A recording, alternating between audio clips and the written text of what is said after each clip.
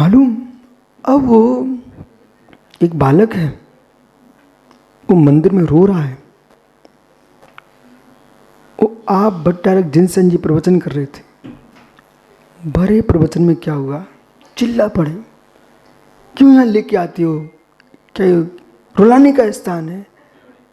अब विश्वास देखना क्या हुआ, इनके ज्ञान का गे बदल गया। जो तत्व व्याख्यान कर रहे थे वो गौण हो गया। बच्चे का रोना इनके ज्ञान में झलकने गया। बच्चा श्रेष्ठ था, वो कम से कम इतना श्रेष्ठ था, इनकी प्रवचन नहीं सुन रहा था, अपना रो रहा था। पर ये कितने कैसे निकले कि वो अपना प्रवचन बंद करके बच्चे को रोने में चले गए। मतलब आपने अपना गे बदल दिया, बच्चे ने अपना गे नहीं बदला। आप कितनी ही बोलते रहो, कितनी ही बोलते कि बच्चा रो रहा, बच्चा रो रहा है, लेकिन मालूम बच्चा रो रहा है, तुम्हें दिख रहा बच्चा रो रहा है। उसकी माँ जैसी मिली वो तुरंत ही चुप हो गया। मित्र, बच्चा रोए माँ मिल जाए चुप हो जाती है। संसार में रोते रोते माँ जिनवाणी मिल जाए तो चुप हो जाती है।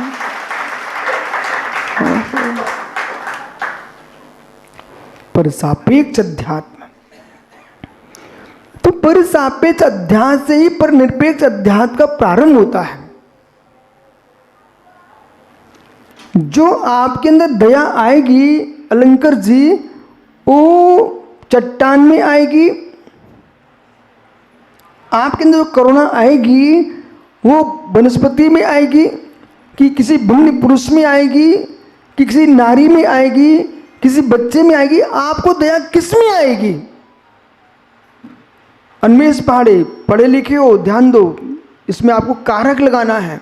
अब यहां हो क्या रहा है, लोग क्या समझते हैं, ये कर्म में कर्ता लगा रहे हैं, एक कर्म में कर्ता लगा रहे हैं, एक कर्म में कर्ण लगा रहे हैं। ये आप कारक का विचार कर रहे हो। मुझे बालक में दया आ गई। अरे बालक में दया आ गई, ये तो अधिकरण है। और आप आंतरिक कारक लगाइए, बालक में दया आई कि बालक पर दया आई।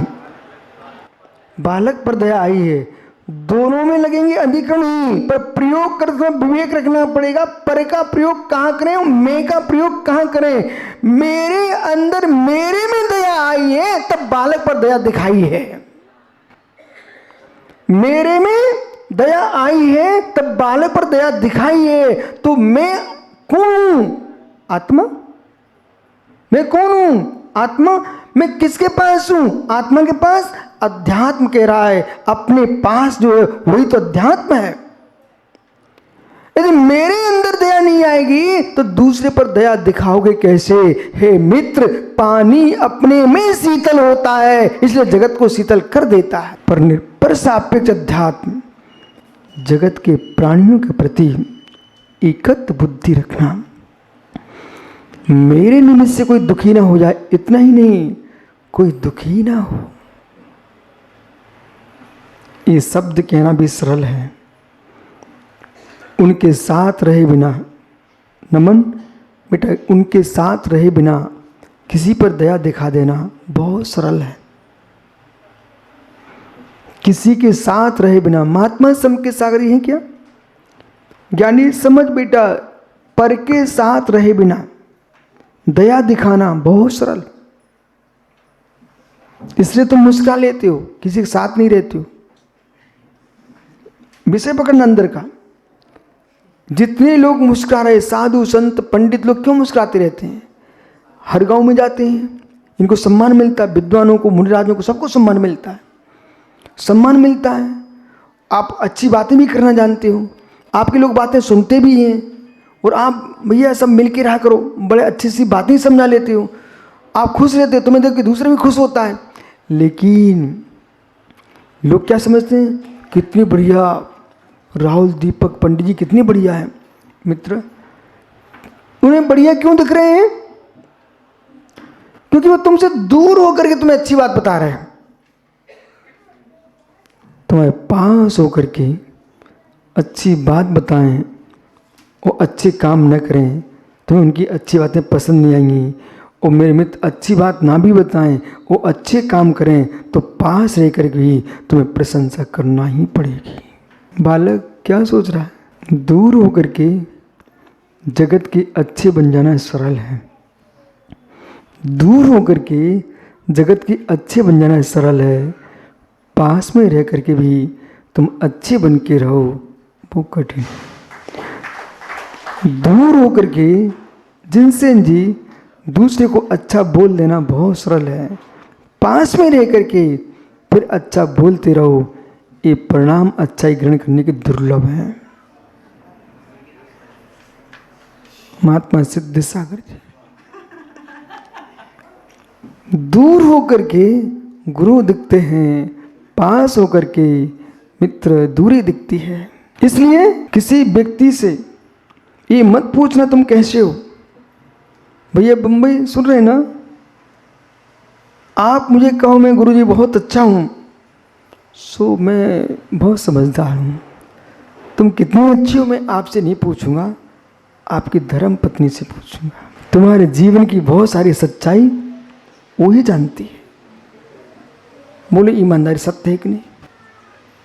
सत्य नहीं है? सत्य है। हे मित्र, सच्चाई का ज्ञान तुम्हारी धर्म पत्नी जानती है, वो भी जितनी सच्चाई नहीं जानती है उससे मित्र परिपूर्ण सच्चाई तुम्हारी कोई जानता है तो मित्र आप ही जानते हो, क्योंकि वहां पर भी तुम बनावटी ही पहुंचते हो। भले बाहर कुटपिट के आए हो पर पत्नी के सामने राजा बन के ही पहुंचते हो, तो तुम्हारी सच्चाई वो भी पूरी नहीं जान पाते। बोलो बराबर, बोलो बराबर। अब कहनी पड़ेगा गुरुजी क्या कर सकते हैं, अब आपके सामने जो है सो है। पर सापेक्ष अध्यात्म समझिए, जगत के प्राणी मात्र के प्रति एकत्व बुद्धि स्थापित कर लेना, किसी के प्रति राग द्वेष नहीं करना, ये पर सापेक्ष अध्यात्म पर निरपेक्ष अध्यात्म के पास चलिए।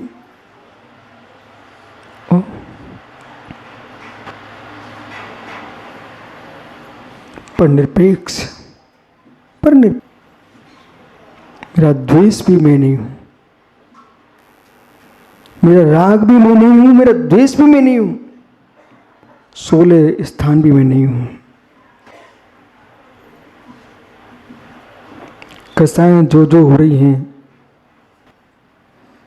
चलता कांटा दिखता है, परंतु मित्र घड़ी के पीछे देखने नहीं जाते हो, कांटे की टिक टिक सुनते रहते हो। बालक बंबई देखो घड़ी में कितने बज गए, पीछे देख कांटे चल रहे क्या? घड़ी को देख मित्र, ऊपर कांटे चल रहे हैं, घड़ी के कांटे चल रहे क्या? घड़ी के कांटे चल रहे क्या? चल रहे हैं ना, कांटे चल रहे हैं ना, चल रहे हैं ना, दिख रहे हैं ना आपको? ये कांटे चल रहे हैं, चल कैसे रहे हैं? सेल तो दिख नहीं रही है। बेटा सत्य यही है, लोग कांटे ही देखना जानते हैं, सेल देख नहीं पाते।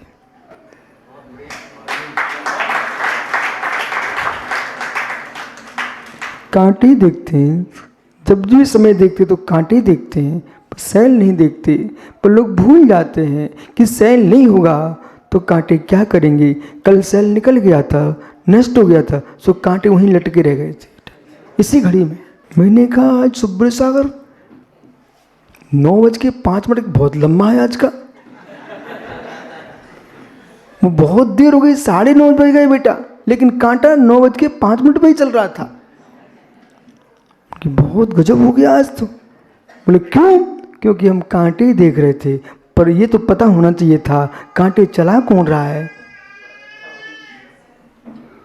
तुम राग देख रहे हो, द्वेष देख रहे हो, मित्र कर्म का बंध देख लो। मोहिनी कर्म न हो तो न राग हो न द्वेष हो। राग द्वेष आत्मा का नहीं है शुद्ध धर्म, और जो मेरा शुद्ध धर्म नहीं है उसका रस लेना अज्ञान भाव। बालक समझ, ये तुम्हारा भाई है ना, ये आपका भाई है ना। सुनो, जब भी तुम दोनों की लड़ाई होगी, जब भी तुम दोनों की लड़ाई होगी, उसमें कोई तीसरा होगा।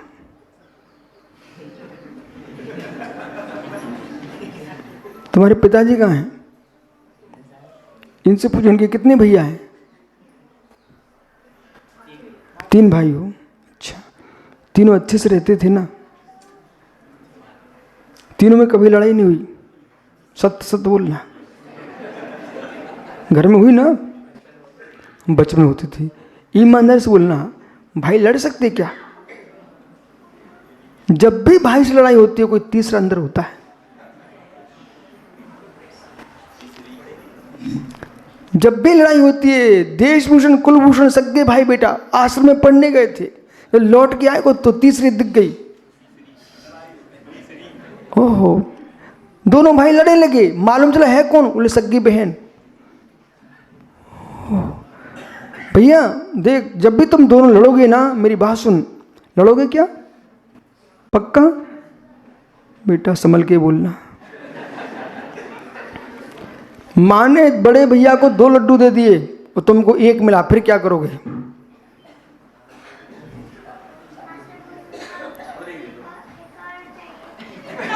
अब एक और है ही नहीं है, फिर क्या करोगे? हाँ, आ गए स्टैंड पे। मतलब भाई से ले लूंगा, ये नहीं कि भैया तू बड़ा तू खा ले 2, मैं 1 ही खा लूंगा। जब भी लड़ाई होगी और माना कि भाई ने नहीं दिया तुमको, फिर क्या करोगे बेटा? कम से कम सही तो बोल रहा है। हाँ, मतलब अच्छा बच्चा होशियार है बेटा, तू ठीक कह रहा है। ये लोग मालूम कहते नहीं लड़ूंगा, ये सब मायाचारी करने वाले लोग थे। तू सही बोल रहा है। जब जो लोग, मैंने बच्चों क्यों खड़ा किया, जो लोग समझे बच्चे पागल हैं, बे जो सोचे बच्चे पागल हैं, बे ही पागल हैं।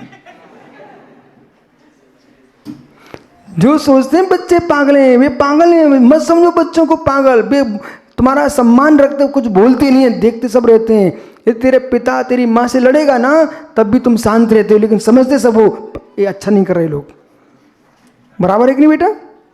मम्मी पापा तुम्हारे लड़ने लग जाएं, तुमको अच्छा लगता है क्या? नहीं लगता ना? अच्छे से बोलो, नहीं लगता। लेकिन क्या कर सकते हैं, वे बलवान हैं दोनों, तो अपन को देखना पड़ता है। लेकिन सत्य क्या है, अच्छा नहीं लगता। मतलब माता पिता बच्चों के सामने आपस में लड़ रहे हैं ना, ये बच्चों के अंदर दुश्मनी खड़ा कर रहे हैं। यदि माँ से राग हुआ तो बच्चा पिता का शत्रु बन जाएगा, और पिता से राग हुआ बच्चे का तो माँ का शत्रु बन जाएगा। तुम दोनों ने बच्चों को शत्रु बना दिया है। इसलिए समझदार माता पिता हो तो बच्चों को बाहर भेजकर फिर लड़ा करें, और ज्यादा समझदार हो तो लड़ने क्यों, जो है सो है। तुम बेटा सही है, बैठ जा।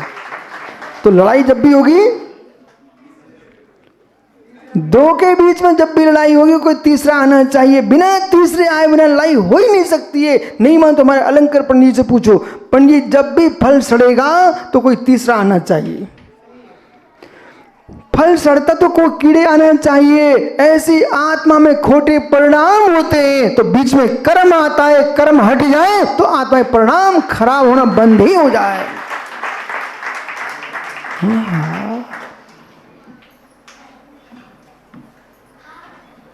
जब भी किसी के परिणाम खराब होंगे, कार्य को ही नहीं देखना चाहिए, कारण को भी तो देखना चाहिए। कारण को भी तो देखना चाहिए। कारण क्या है, कार्य को ही देखा आपने।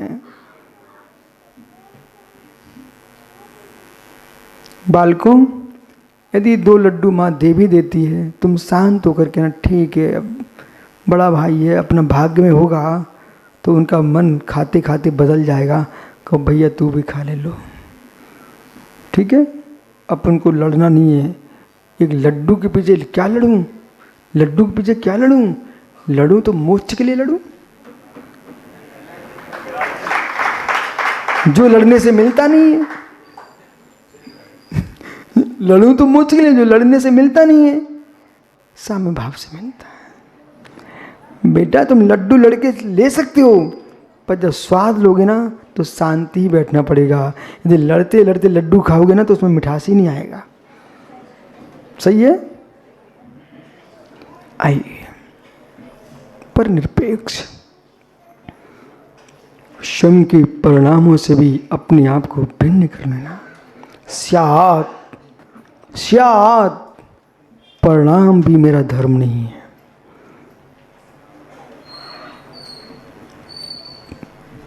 परिणाम मेरा धर्म नहीं है। परिणाम मेरा धर्म नहीं है, परिणाम धर्म है।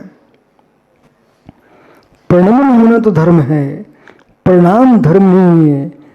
मित्र, औदिक, औष्मिक, छोष्मिक, क्षयिक, औदिक, ये परिणाम मेरा धर्म नहीं है। जो रागादिक भावारे मेरा धर्म नहीं है। मेरा धर्म वो है जिसमें परिणाम भी नहीं है। इतनी शांत क्यों हो गए आप लोग? क्या हो गया आप सबको? कुछ हुआ? कुछ भी नहीं हुआ। कुछ नहीं हुआ होता तो शांत हो ही नहीं सकते थे। कुछ तो हुआ है। हे ज्ञानी, परिणामों से शांत हो जाओ। शुभ अशुभ शुद्ध परिणति से भी पृथक हो जाओ। जो बचेगा वही मैं हूँ। वही अध्यात्म का आध्यात्मिक तत्व है, आंतरिक तत्व है। इसके पूर्व जीवन में जो अपराध हुए हों उनका प्रतिकोण करके प्रायश्चित करके झांझरी तस्मिच्छामि दुक्कडम। जड़वे धम्म चेदियो जिन्हें परमा किट्टी माँ के अकिट्टी मया जी जी विरीदा खलो मिच्छा में दुखड़म हुज्ज।